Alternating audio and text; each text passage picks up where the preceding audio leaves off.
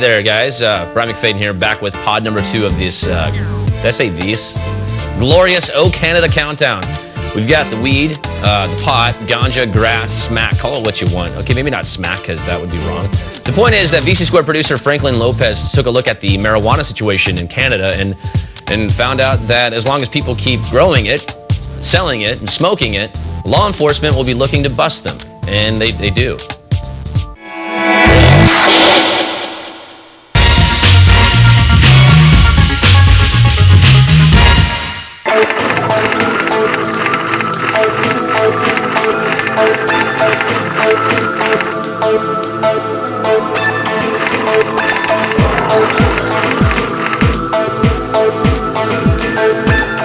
I'm gonna paraphrase Ghostbusters here. He came, he saw, he got his ass kicked. Trying to deal with the marijuana issue in this province, a little bit like trying to drink water out of a fire hose. The police want the massive operations, and they want the operations that are troubling the community. And I've also walked down the street downtown just puffing away, and, you know, no one bothers you. Bruno, what is your occupation right now? Pot farmer. Or running a vertically integrated marijuana growing operation. I have sold seeds, millions of them, throughout the world to people in the United States, Canada, and around the world, so that they would grow lots of this marijuana. They would be self-sufficient for marijuana. People who need it for medical reasons would be self-sufficient. People who simply don't want to buy in the inner cities. I actually buy directly from someone who grows. Every year in this province alone, we have about 5,000 marijuana grow ops reported to the police. Of those, we're able to bust about 30%. So we've got a very large capacity problem. So to think that we're going to focus our resources on people who are selling seeds or, you know, in simple possession of marijuana, I don't think would be a really wise thing to do. Certainly Vancouver is probably as liberal as I've seen anywhere in terms of tolerance, in terms of seeing it used pretty much anywhere and in any situation. Because certainly in this city, it's very common to walk down the street and get a whiff of it somewhere. Marijuana is illegal in this country. It's illegal to possess it. It's illegal to produce it. It's illegal to traffic in it. It's illegal to export it into the U.S. There are some people in this country that have licenses for medicinal use, that have a right to grow or permission to grow a certain amount of marijuana, but that's the extent of it. The rest of it is illegal activity.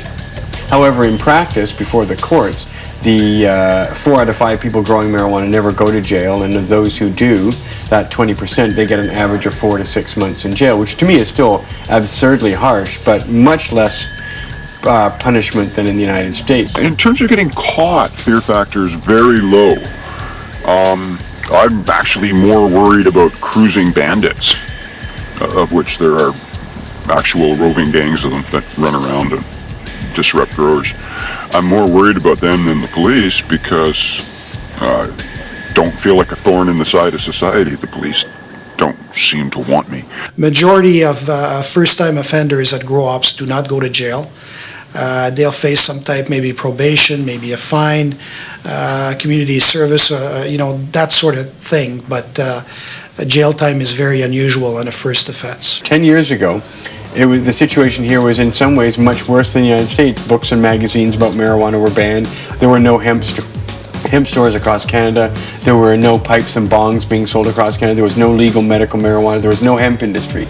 And in the space of 10 years of my lobbying and our activism and our organization being involved, we have a thriving hemp industry now that's legal. We have a medical marijuana access program through the federal government that's legal. We have hemp stores all across Canada. Pipes and bongs are available everywhere. Books and magazines are now legal. And the DEA and the RCMP and the Canadian police organizations are very frustrated with this progress. They see the landscape changing. No, won't discuss Mark Emery's case.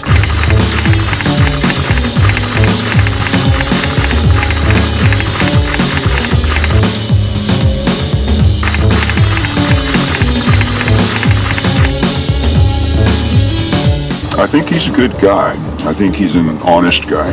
And I think he's a benefit to society on the whole. He's argumentative. You know, he loves to pick a fight. It started in the December 2002 when the drug czar of the White House, John Walters, came up here to give a speech, and I, in fact, bought a table for 10 activists, and we heckled the drug czar unmercifully. Every time he would say some lie about marijuana, which was every 10 or 20 seconds, we'd say liar, bullshitter, putting people in jail, and we'd make these brief retorts. Of the 6 million people who could benefit from treatment and need it in the United States today, 60% are dependent on marijuana. There's 3 million of us here who smoke pot, and none of us need treatment. We want to force 3 million people in jail for... But after that, a month later, the Vancouver Police Department in January 2003 opened an investigation of me at his behest. And they did work. They scoped out where we sold the seeds and how we sold them and collected data. And then that summer in 2003, they presented this information to the Crown Attorney here in Canada, who declined to prosecute. But the police in Vancouver were very frustrated, and they handed over the file of their evidence and their collection of data to the DEA in the fall of 2003, who then picked it up and began their own investigations. What's going on here in a lot of cases, you've got people that are involved in criminal activity. They're trying to mask that by covering themselves up with, you know, the flag of a compassionate club or something like that. And a lot of people that are also looking to legalize marijuana, for instance, are in fact criminals. It's clearly illegal. A crime meaning a bad thing, meaning morally and ethically, no. No, I don't have any problems with that.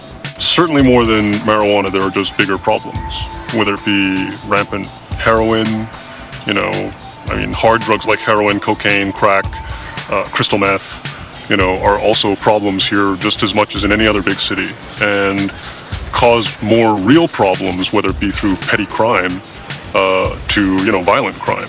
When I am going to be extradited to the United States to face a punishment more than a murderer would get in Canada, this has shocked a lot of Canadians. This has brought about a certain wave of nationalism that is somewhat muted normally. And so many Canadians are quite concerned that I'm not even charged in Canada with any offense, and yet I face these terrible persecution in the United States for doing something that many Canadians agree with, that many Canadians think is a good thing.